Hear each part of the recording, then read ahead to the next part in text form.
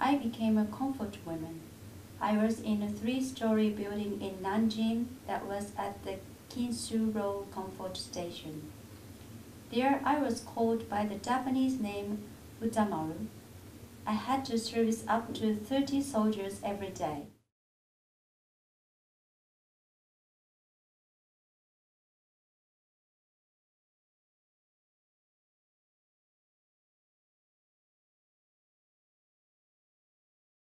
I think the suffering they were through in the comfort station was beyond my imagination, but just try to imagine how they felt, and it was so cruel.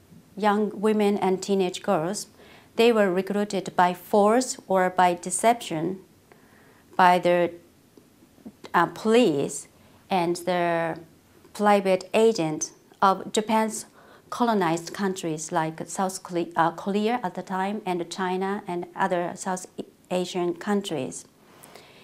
And their life was so cruel. According to my MA research, I found out the kind of self-dehumanization process almost all victims went through.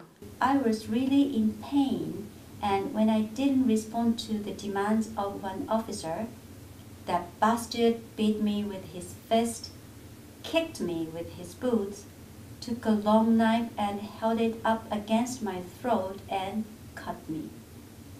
The blood poured out and soaked my whole body, but that bastard officer went on to satisfy his lust.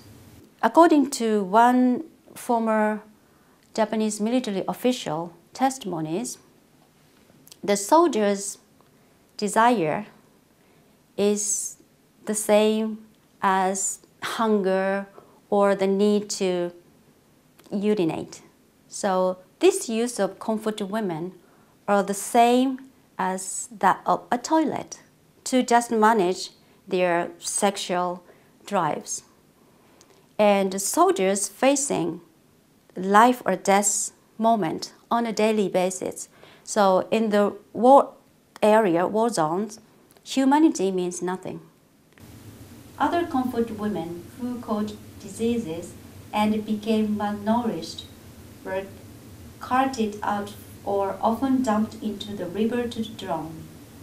I also saw 2 Japanese army privates stab a pregnant woman in the belly and kill her. I was there for 3 years. In the market economy, the female sexuality is a sexual object, exchangeable with money. But in the military, the female's sexuality is just commodity. Comfort women are just are military equipment or supplies like guns and weapons. So they were forced to accompany the military into the front line as well. As far as I know from my reading, the youngest victim was 9 years old. During the study tour in the South Korea, I visited the kind of nursing house for them, and there are several survivors.